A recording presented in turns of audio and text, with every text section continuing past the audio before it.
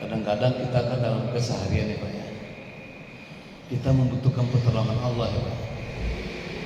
Sedangkan imam dan khatib kan doanya Rabbana atina fid dunya hasanah wa fil akhirati hasanah wa qina adzabannar, kan gitu ya. Tutup doa sapu jagat ya. Tapi kadangkala dalam kehidupan kita ada yang kita butuhkan. Misalnya kita sakit, keluarga kita sakit, ekonomi kita tidak berkembang, cucu kita sekolah jauh gak ada biaya, kemudian dia sakit di rantau orang. Pernah gak kita ngalami seperti itu? Itu ya Pak ya. Kemudian tetangga kita sakit, dia membutuhkan doa dari kita ya. Lalu mungkin kakek dan nenek kita juga perlu bantuan doa dari kita gitu. Nah, bagaimana caranya dalam keseharian kita, sedangkan diri kita sendiri tidak meminta sesuatu kepada Allah untuk kebutuhan diri kita pribadi? Ya, nah inilah pentingnya ada sebuah tuntunan agar kita di dalam keseharian meminta kepada Allah secara serius, lebih khusyuk. Nah tentu kita harus bersih diri kan gitu ya Pak ya. Nah kita perbaiki lagi syahadat dulu, ini sesuai dengan tuntunan yang diajarkan oleh beberapa kiai dan para penisepuh yang dia tulis sejak 67 tahun 67 sampai Buya Hamka terakhir tuh. Ada khidmah dalam kehidupan kita selama ini belum lengkap dalam kehidupan kita, sehingga nasib kita nggak berubah ya Pak ya. Pada era 2011 kan mengatakan Allah tidak akan berubah nasib bangsa atau golongan itu sendiri atau berupaya untuk merubah nasibnya. Nah sekarang gimana caranya untuk merubah nasib? Yaitu dari diri kita sendiri, nggak mungkin dari saudara dan teman kan. Nah inilah buku yang Buya susun dari catatan-catatan dari para kiai dan guru-guru gitu kan, termasuk guru agama sejak tahun 67 didikan subuh sampai 17 tahun yang lalu. Jadi Buya menulis 7 tahun lamanya untuk satu buku ini. Nah dicetak di Surabaya buku ini Pak, beredarnya gitu, karena waktu itu di online kan. Nah, alhamdulillah mendapat apresiasi. Nah Buya sampaikan kepada umat pelan-pelan gitu. Nah pagi hari ini kita bedah sedikit apa urutan lafaz zikirnya gitu. Nah sebelum itu ada manfaat. Pertama adalah kita menjadi tambah yakin kepada keyakinan Allah, kemudian bertambah kesehatan karena ada energi positif yang kita lakukan karena membaca sesuatu kan, sifat-sifat dari Allah. Kemudian dapat membantu. Dia ada 33 kepentingan sebenarnya. Ada keuntungan kita membaca sesuatu karena setiap bacaan itu mengandung kekuatan. Kita positif, lalu kita jadi sehat gitu kan, dan bertambah rasa bahwa Allah itu sayang sama kita gitu. Dan malaikat pun berzikir membantu kita gitu. Nah itu zikir qalbi. Nah Allah itu maha mendengar, nggak mesti kita teriak-teriak berdoa kepada Allah. Cukup di atas sejadah di keheningan malam atau di siang bolong pun boleh, sendiri diajukan kepada Allah. Bahasa itu kan bahasanya Allah yang paling tahu. Boleh bahasa Betawi, boleh bahasa Arab, boleh bahasa Padang, boleh bahasa Sunda, tergantung kita menggunakan bahasa apa, karena Allah tuh maha mengetahui, maha mendengar gitu. Ya alhamdulillah apa yang Buya tulis di buku itu bermanfaat bagi banyak orang selama ini yang mengatakan wah ini bisa untuk pengobatan lahir dan batin, boleh gunakan aja. Banyak tabib menggunakan buku itu. Kemudian para imam masjid dan teman-teman gitu kan, dan saudara yang lainnya itu selama ini yang mengaku menggunakan buku-buku itu. Jadi nanti Buya juga printkan untuk Bapak kalau diperlukan nanti gitu ya. Itu kita lafazkan sendiri, bacaan itu di rumah sendiri, diamalkan sendiri, sekaligus ruqyah.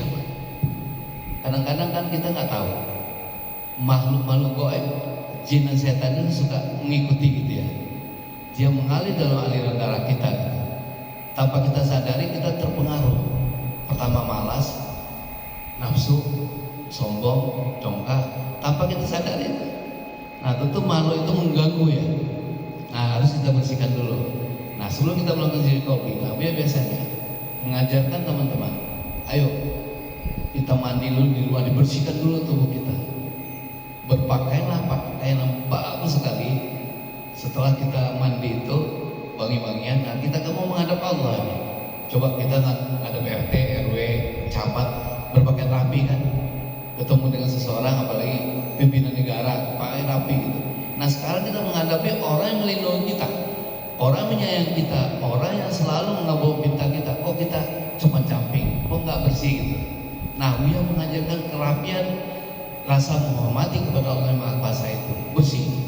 Nah setelah kita mandi pakai pakaian yang wangi-wangi, langsung sholat sunatan wudhu dulu Pak. Usolli sunatan wudhu ini qiblatilillahi ta'ala, supaya kita bersih. Nah baru setelah itu kan kita merasa ya Pak ya, ada kesalahan yang dalam hidup kita sengaja tidak sengaja kita lakukan, minta taubat sama Allah. Nah baru beristighfar, kalau bisa 166 kali, sekurangnya 100 kali istighfar. Astagfirullahaladzim, dilapaskan, ingat wajah kita sendiri. Astagfirullahaladzim, alladzi la ilaha illa huwal hayyul qayyum wa atubu ilaihi, sampai yang dia bilang tadi. Kalau bisa 166, sekurangnya 100.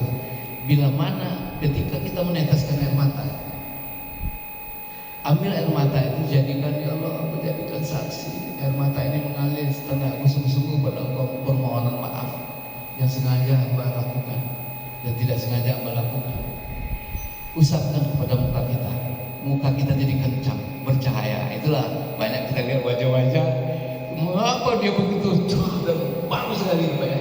Itu karena air mata karena Allah Ta'ala. Buya juga merinding Pak, setelah diajarkan oleh guru Pak, belum pernah juara 2 di sekolah Pak, juara 1 banyak anak di organisasi selalu jadi ketua, di perusahaan selalu jadi pimpinan perusahaan. Itu karena kita bersih, insya Allah Pak ya. Dan itu kita ditolong setiap saat. Kita dicuri orang, kita dizalimin orang, Allah tolong kita sekarang. Nah, itulah salah satu manfaat kita diam-diam mendekati diri dengan Allah Ta'ala. Nggak perlu orang lain tahu, nggak perlu kita dipuji orang, kita sudah dilindungi kepada Allah. Amin. Luar biasa ini gitu. Nah, apa yang bisa kita lakukan setelah taubatan nasuha itu? Yakin bahwa kita mengajukan permohonan maaf yang sedalam-dalamnya. Nah, saya itu boleh sunatan hajat. Apa rencana kita dalam kehidupan kita? Sehat, kaya itu juga boleh gitu kan, atau paling tidak lancar urusan keluarga dan teman dan saudara. Dan itu perlu kita lakukan sebagai seorang laki-laki untuk menuntun keluarganya, menjaga keluarganya dari gangguan jin dan setan. Nah, itu loh biasanya. Itu zikir qalbi. Jadi zikir qalbi itu nggak mesti harus diketahui oleh orang lain kita berdoa. Cukup kita dengan Allah saja. Nggak boleh tahu oleh istri kita, anak kita berdoa bahwa kita sungguh-sungguh. Kadang-kadang kan sedih Pak ya. Sedih, aduh, sepertinya nggak ada sesuatu keyakinan kita untuk bangun ekonomi dan juga lain sebagainya gitu. Nah, mengadu kepada Allah, insya Allah Allah tolong kita. Banyak para selebriti orang kaya tiba-tiba sakit karena sombong turun jabatan, sakit dikasih cobaan. Nah begitu beliau membaca buku-buku ini yang beliau tulis itu berubah 100%, 180 derajat. Alhamdulillah. Nah yang lainnya apa? Boleh kita bangun di keheningan malam, tambah sholat sunnah nur namanya. Usolli sholatan sunatan nur, nuri ro'ataini qiblatin. Minta cahaya, cahaya itu minta jalan. Nah setelah itu boleh kita lakukan sholat sunnah waktunya, misalnya boleh sholat subuh apa namanya, isik ya, atau duha, dan atau sholat tengah malam, tahajud atau witir. Nah silakan, insya Allah Pak, kalau kita konsisten saja melakukan ini, nggak ada lagi persoalan hidup. Apalagi sekarang bangsa kita ya menurunlah ceritanya ekonominya. Nah dalam rangka itulah, dalam rangka makmur ke masjid, Buya mengisi teman-teman, saudara-saudara, agar kita jangan sia-sia datang ke masjid. Karena orang datang ke masjid tidak semata-mata beribadah ya Pak ya. Ada yang tujuannya salib gitu, mencuri barang gitu. Ada juga Pak tujuan ke masjid, kan semuanya orang tujuannya baik. Buya adalah orang yang paling sering coba Pak. Dan itulah Allah penonton. Contoh Pak ya, Buya pernah Mercedes-Benz-nya baru ditabrak oleh orang lain. Ya alhamdulillah kita nggak apa-apa di dalamnya Pak. 6 bulan lah diperbaiki mobil baru ini.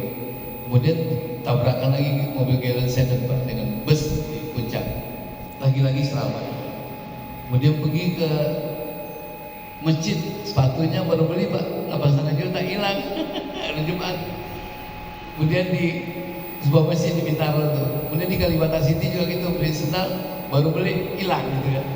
Nah waktu itu dia merasa mungkin dia membutuhkan, ya kita maafkan aja. Nah berapa kali HP hilang Pak, tapi ketemu lagi gitu, karena hak tetap hak gitu ya, batin tetap batin. Nah oleh sebab itu penjagaan Allah kepada kita 24 jam.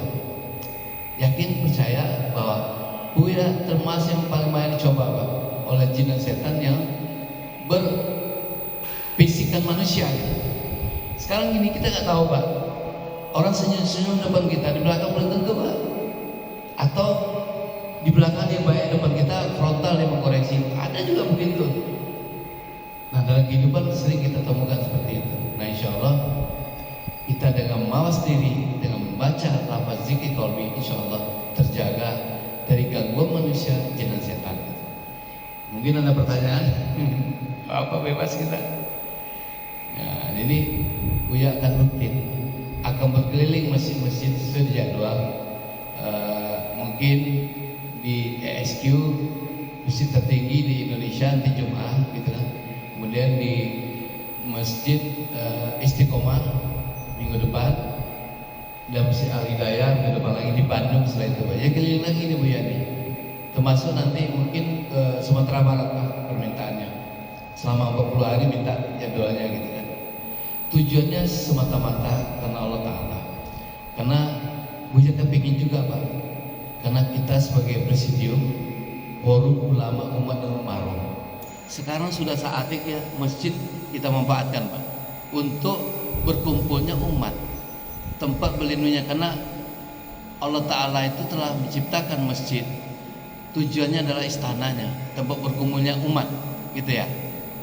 Nah insya Allah untuk yang akan datang kita akan lebih ramai lagi, karena ini baru pembukaan perdana hari ini ya.